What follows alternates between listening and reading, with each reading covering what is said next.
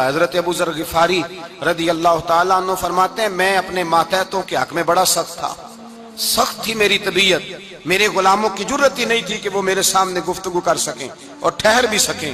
فرماتے ہیں جس دن میں کلمہ پڑھنے گیا، جس دن میں حضور کی بارگاہ میں، تو میں نے کہا حضور کوئی خاص نصیحت؟ تو نبی پاک نے فرمایا میری نصیحت تیرے لیے یہ ہے کہ جیسا تو نے کھانا ہے ویسا ہی غلام کو کھلانا ہے، جیسا تو نے پہننا ہے ویسا ہی غلام کو پہنانا ہے۔ حضرت ابو ذر کہتے ہیں جو میرے اندر کمی تھی وہی میرے نبی نے نصیحت کر دی، جو میرے اندر کوتاہی تھی وہی غیب جاننے والے رسول نے بتلا دی۔ فرماتے ہیں میں گھر گیا، جب میں جاتا تھا تو ملازموں کا سانس خشک ہو جاتا تھا، وہ کانپنے ہانپنے لگتے تھے کہ جانے اب یہ کیا کرے گا۔ حضرت ابو ذر غفاری فرماتے ہیں میں گیا، ایک شخص سے میں نے کہا کھانا پکاؤ، کھانا پکایا، دسترخوان پہ لگایا اور اپنے سارے ملازموں کو کہا آؤ یار میرے ساتھ بیٹھ کے روٹی کھاؤ، آؤ سارے میرے ساتھ بیٹھ کے کھانا کھاؤ۔ فرماتے ہیں انہوں نے کھانا کھایا، پھر میں ان کو بازار لے گیا، جیسے کپڑے میں پہنتا تھا ویسے میں نے ان کے لیے بھی خریدے۔ فرماتے ہیں میرے غلام کہنے لگے آقا خیر تو ہے نا، خیریت تو ہے نا، کیا ہوا؟ مزاج مبارک تو ٹھیک ہے، کیا ہو گیا؟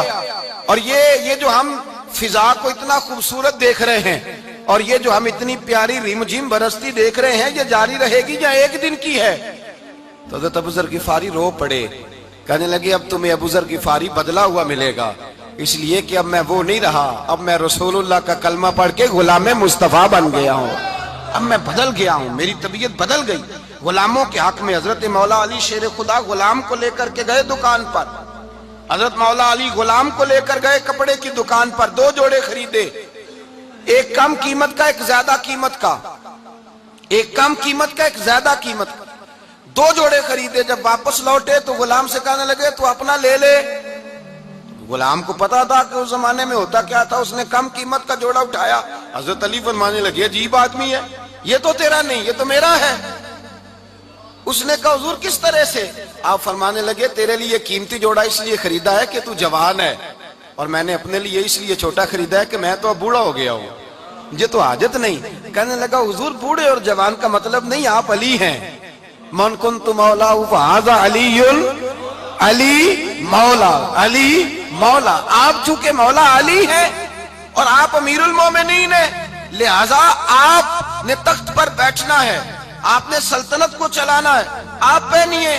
تو حضرت علی فرمانے لگے تو میرا غلام بنا ہے نا، تو نے ابھی میرے نبی کا دیدار نہیں نہ کیا، تو بعد میں آیا ہے نا، اگر تو اس دور میں ہوتا تو جان جاتا کہ یہ عمل میرا ہے، پر اس کے پیچھے جو نصیحت کے پھول ہیں وہ مصطفیٰ کے عطا فرمائے ہوئے۔ تو بھائی یاد رکھیں نبی کریم سید عالم صلی اللہ تعالی علیہ وآلہ وسلم نے تعین فرمایا مزدور کے حقوق کا، تعین کیا۔ حضرت حکیم بن حزام کہتے ہیں میں حضور کی بارگاہ میں بیٹھا تھا تو نبی پاک صلی اللہ علیہ وسلم سے میں نے کہا یا رسول اللہ آپ کو کون سا آدمی پسند ہے، کون سا محنت کرنے والا پسند ہے؟ تو حضور نے فرمایا جس کے دونوں ہاتھ کام کریں، دونوں پیر چلیں اور اس کی پیشانی پر پسینہ آئے، وہ بندہ مجھے بڑا اچھا لگتا ہے۔ جس کی پسینہ آئے، آج لوگ مزدوری نہیں کرتے، دائیں بائیں دیکھتے ہیں، لوگ اپنے اندر وہ توانائی، وہ غیرت، وہ خودداری پیدا نہیں کرتے۔ بھائی گردن کو جھکا دیتا ہے خیرات کا پتھر، جہاں میں مانگنے والوں کے سر کبھی اونچے نہیں ہوتے۔ اور ایک بار کہنے لگے غیرت ہے بڑی چیز جہاں تگ و دو میں پہناتی ہے یہ فقر کو تاج سردارا۔ اپنے اندر یہ توانائی پیدا کرنی چاہیے، یہ کوشش کرنی چاہیے۔ میرے نبی کریم صلی اللہ علیہ وسلم نے فرمایا تمہارے بعض گناہ ایسے ہیں جو صرف تم مزدوری کرنے جاؤ گے تو اللہ تمہاری مزدوری کی وجہ سے ہی تمہارے گناہ معاف فرما دے گا، اللہ تمہاری محنت اور کوشش کے سبب سے تمہاری ان غلطیوں سے درگزر فرمائے گا۔ حبیب کریم سید عالم صلی اللہ علیہ وسلم نے فرمایا مزدور جب قیامت کے دن آئے گا، بھئی عالم تو آیا، صوفی تو آیا، درویش تو آیا، صحابہ تو آئے، ان کا آنا تو شفاعت کے لیے شمار کیا گیا۔ میرے مصطفیٰ نے فرمایا جب مزدور آئے گا، مزدور کی سب سے بڑی غلطی یہ ہے کہ مزدور اپنے آپ کو نیچ سمجھتا ہے، مزدور کی سب سے بڑی غلطی یہ ہے کہ یہ اپنے آپ کو چھوٹا سمجھتا ہے، اس کی زیادتی یہ ہے کہ یہ اپنی سوچ کو بڑا نہیں کرتا، یہ سمجھتا ہے نہیں کہ بھئی میں تو 2 ہاتھوں کی محنت کی کمائی کھاتا ہوں، یہ آرزوئے کرم اور میں آپ سے کروں، یہ بھیک اس کو دیجئے جس کا خدا نہ ہو۔ مزدور کی زیادتی یہ ہے کہ یہ اپنے آپ کو چھوٹا جانتا ہے. میرے مصطفیٰ نے فرمایا جب مزدور محنت کرنے والا قیامت کے دن آئے گا تو اس کا چہرہ اس طرح چمکے گا جس طرح 14ویں کا چاند چمکا کرتا ہے. اس قدر اس کا چہرہ چمکے گا جب آئے گا وہ صبح قیامت. میرے بھائیوں مزدور ایک عظیم شخصیت کا نام ہے. محنت کرنا, اپنے دونوں ہاتھوں سے مشقت کرنا, جدوجہد کرنا. مجھے کئی سارے لوگ, میں جب ملک کے مختلف گوشوں میں جاتا ہوں تو کئی سارے لوگ کہتے ہیں آپ کے ابا جی کا مزار کدھر ہے, آپ کس مزار کے سجادہ نشین ہیں؟ تو میں ان سے کہتا ہوں میں سجادہ نشین نہیں, میں تو کسان کا بیٹا ہوں. اور میں اس شخص کا بیٹا ہوں جو رات کو 2 بجے اٹھ کے بھی گھر سے نکلتے تھے 2 نفل پڑھ کے. تو ہم پوچھتے تھے کہ اماں جی ابا جی کہاں گئے؟ تو کہتے تھے چند کھیتوں کو پانی لگانا تھا اور رات کو رخصت ہو گئے. فخر کی بات ہے, یہ اعزاز کی بات ہے, یہ اعزاز کی بات ہے. ہم نے ساری زندگی ان کے ہاتھ پہ چھالے دیکھے لیکن بات لفظ زبان پر یہی دیکھی کہ بیٹا عزت والا وہی ہوتا ہے جو اپنے ہاتھوں سے محنت کر کے روزی کھایا کرتا ہے. بھائی یاد رکھیں یہ اعزاز کی بات ہے. اعزاز, مزدور کا بیٹا فخر کرے, کسان کا بیٹا ناز کرے. وہ جو آدمی سویرے جاتا ہے ویلڈنگ کا پلانٹ لے کے کام کرنے, اس کا بیٹا ناز کرے. وہ جس کا باپ پھاوڑا چلاتا ہے, چھینی چلاتا ہے, تھوڑا چلاتا ہے, وہ ناز کرے. اور مزار صرف ان لوگوں کے نہیں ہوتے جو اللہ اللہ کرتے ہیں, ہو کرتے ہیں, وہ تو قابل اعزاز ہیں اللہ کے بندے, ان کے بھی مزار ہوتے ہیں. مزار وہ بھی ہوتا ہے جس کو میرے مصطفیٰ نے فرمایا القاسب حبیب اللہ, جو محنت کرتا تھا ہاتھوں سے جدوجہد کرتا تھا, وہ بھی تو اللہ کا دوست ہے نا, اس کا بھی تو مزار ہے نا, اس کی بھی تو قبر پر انوار ہے جو اللہ کا محبوب ہو کے گیا. تو بھائی اپنا اعزاز جانے سمجھے اس بات کو. میرے مصطفیٰ کریم صلی اللہ علیہ وسلم مزدور کو عزت دیتے, وقار دیتے, اور جو حضور کے گھر میں خادم ہوتے ان کی ناز برداری کرتے. ہمارے گھر میں جو بی بی برتن دھوتی ہے وہ ہمارے ساتھ بیٹھ کے روٹی نہیں کھا سکتی, اس کو یہ اجازت نہیں ہوتی. ہمارا جو مزدور ہوتا ہے نا, ایک صاحب کہنے لگے یہ بچہ میرے پاس کام کرتا ہے, اس کے ابا جی بھی کرتے تھے. تو میں نے کہا اس کا مطلب یہ ہے کہ تم نے آگے نہیں بڑھنے دیا, تم نے کہا مزدور ہی رہنا ساری زندگی, یہی رہنا میرے پاس, آگے نہ بڑھنا. میرے مصطفیٰ کریم سید عالم صلی اللہ علیہ وسلم کے پاس جو لوگ کام کرتے تھے, محنت کرتے تھے, مشقت کرتے تھے. ہمارا ملازم ڈرتا ہے, کانپتا ہے, وہ بات کرتا ہے تو صاحب جی کہتے کہتے زبان تھکتی ہے, 100 دفعہ موڈ کو دیکھتا ہے, گالیاں کھاتا ہے بیچارہ, اس کی عزت نفس کو اچھالا جاتا ہے, اس کو رسوا کیا جاتا ہے, اور وہ بیچارہ رات کو رضائی میں منہ دے کے روتا ہے کہ یار میرے نصیب صرف اس لیے کمزور ہیں کہ میں غریب کے گھر میں پیدا ہوا ہوں. ہم احساس نہیں کرتے, اور مزدور کو کبھی موقع مل جائے جان چھوٹنے کا تو بھاگ جاتا ہے. ہمارا کردار اور اخلاق ایسا نہیں ہوتا. حضرت زید بن حارثہ رسول اللہ کے غلام تھے, نبی پاک کے گھر میں جھاڑو دیتے تھے, برتن مانجتے تھے. یہ بچپن میں اپنے قبیلے سے گم ہو گئے تھے, کسی نے اغوا کر کے لا کر کے بیچ دیا, گم ہو گئے تھے. حضور کی بارگاہ عالی مرتبت میں لائے گئے. حضرت زید بن حارثہ سارا دن کام کاج کرتے. کوئی آدمی آیا ان کے علاقے کا, مکہ مکرمہ, ان کو پہچان کر واپس گیا ان کے قبیلے میں اور جا کے بتلایا کہ تمہارا بیٹا تو محمد ابن عبداللہ صلی اللہ علیہ وسلم کے پاس. اس وقت حضور نے بھی اعلان نبوت نہیں فرمایا تھا. ان کے والد حارثہ چچا لینے آئے اور نبی پاک کے پاس آئے تو 2 تھیلیاں شرفیوں کی بھر کے لائے. کہنے لگے حضور یہ پیسے لے لیں, 2 تھیلیوں میں پیسے ڈالیں, دینار ہے درہم ہے, حضور لے لیں, ہمارا بیٹا دے دیں. نبی پاک صلی اللہ علیہ وسلم نے فرمایا تمہیں غلطی لگ گئی ہے, پیسے پیچھے ہٹاؤ, میں زید کو بلاتا ہوں, میں زید کو, ادھر دیکھیے گا, میں زید کو, میں اسے بلاتا ہوں, اگر وہ جانا چاہے تمہارے ساتھ تو مجھے اعتراض نہیں لے جانا. چچا اور باپ کہنے لگے آپ عجیب بات کرتے ہیں, وہ غلامی چھوڑ کے نہیں جائے گا. آپ عجیب بات کرتے ہیں, وہ مزدوری چھوڑ کے بادشاہی اختیار نہیں کرے گا. ہم کھاتے پیتے لوگ ہیں, اس کی ماں ترس گئی ہے اس کو ملنے کو, بہنیں روتی ہیں, وہ جائے گا نہیں. میرے حبیب نے فرمایا تم نے ابھی یہ ذائقہ چکھا نہیں, تمہیں اس کا پتہ نہیں, تو میں بلاتا ہوں, اگر جانا چاہے تو پیسوں کی ضرورت نہیں, لے جانا.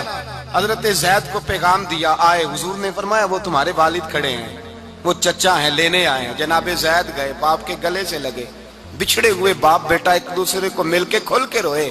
کہا بیٹا تیری ماں کی آنکھیں پتھر ہو گئی تیرا رستہ دیکھ کے, تیری بہنیں ترستی ہیں تیرے چہرے کے دیدار کو, بیٹا وہ گلیاں بھی روتی ہیں جن میں تو کھیلا کرتا تھا، پر اب فکر کی بات کوئی نہیں، اب کوئی پریشانی نہیں، میں پیسے لایا ہوں تجھے لے جاؤں گا۔ نبی پاک صلی اللہ علیہ وسلم نے دیکھا نا جب باپ بیٹے کی گفتگو ہو گئی، آنسو بہ گئے، بوجھ ہلکے ہو گئے، تو میرے کریم نے فرمایا زید اگر تم چچا کے ساتھ والد کے ساتھ جانا چاہو تو میری طرف سے اجازت ہے، تم جا سکتے ہو۔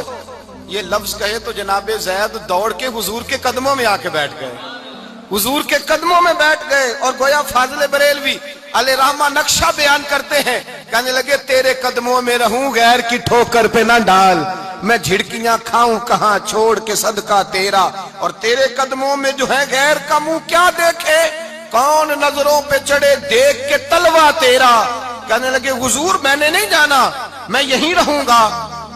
چچا اور باپ نے دیکھا تو کہنے لگے بیٹا تو غلامی چھوڑ کے نہیں جائے گا، تو ملازمت چھوڑ کے بادشاہی میں نہیں جائے گا۔ تو آپ کے والد کو آپ فرمانے لگے ابا جی ذرا 2 گھڑیاں یہاں رہ کے تو دیکھیں، یہاں 2 گھڑیاں رہ کے تو دیکھیں۔ فرمایا یہاں ملازموں کا وہ اعزاز ہے جو شہزادوں کا ہوا کرتا ہے، یہاں خادموں کی وہ عزت ہے، اور پتہ پھر ان کو مقام کیا ملا، یہ واحد شعبیاں جن کا نام اللہ نے قرآن پاک میں بیان فرمایا ہے، نام اللہ نے قرآن مجید میں بیان فرمایا۔ حضور کا اپنے غلاموں کے ساتھ جو تعلق تھا، اپنے ملازموں کے ساتھ جو رشتہ تھا، بڑا آدمی آتا ہے نا، بڑا آدمی تو لوگوں کی سانس سوکھ جاتے ہیں، اٹھ کے ملتے ہیں، بڑا کچھ کرتے ہیں۔ مزدور آتا ہے تو لوگ اوئے کہہ کے پکارتے ہیں، ان کو خبر ہی نہیں کہ اس شخص کا اعزاز کتنا ہے۔ حضرت انس بن مالک رضی اللہ تعالیٰ عنہ فرماتے ہیں میں چھوٹا سا تھا، میری اماں مجھے حضور کے گھر چھوڑ گئی، میں نے 10 سال نوکری کی نبی پاک کی۔ کتنے سال بولیے؟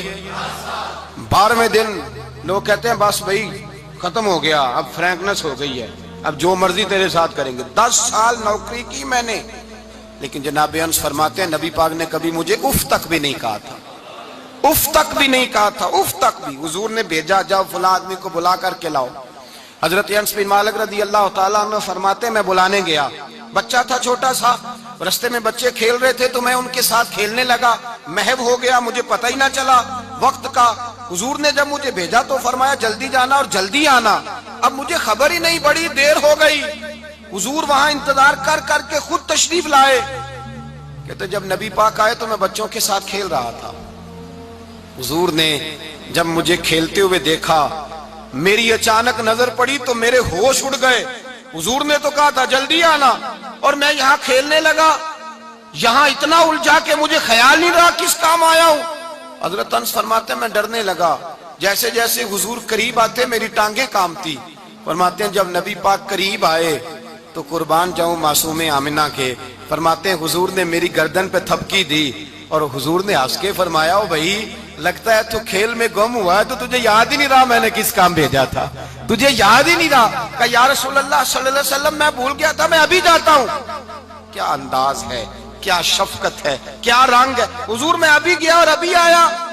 نبی پاک نے فرمایا نہیں یار تو کھیل میں خود ہی چلا جاتا ہے، تو کھیل یہاں میں خود جاتا۔ یہ اعزاز، یہ فضیلت، یہ درجہ کس نے ذروں کو اٹھایا اور صحرا کر دیا، یہ کس نے قطروں کو ملایا اور دریا کر دیا، یہ کس کی حکمت نے یتیموں کو کیا در یتیم اور غلاموں کو دنیا بھر کا مولا کر دیا، یہ کس نے اتنا۔ میرے بھائی مزدور کو حضور نے اعزاز دیا، نبی پاک اپنے ہاتھ سے کام کرنے والے کے ساتھ اس نے سلوک کرتے، محبت کرتے، پیار کرتے۔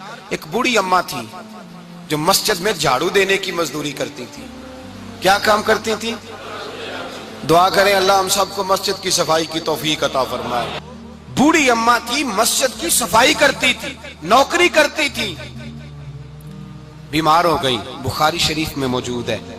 اللہ کے محبوب صلی اللہ علیہ وسلم روز تیمارداری کرنے جاتے، ایک وقت ایسا آیا کہ دن میں 2 مرتبہ حضور تیمارداری کرنے جاتے۔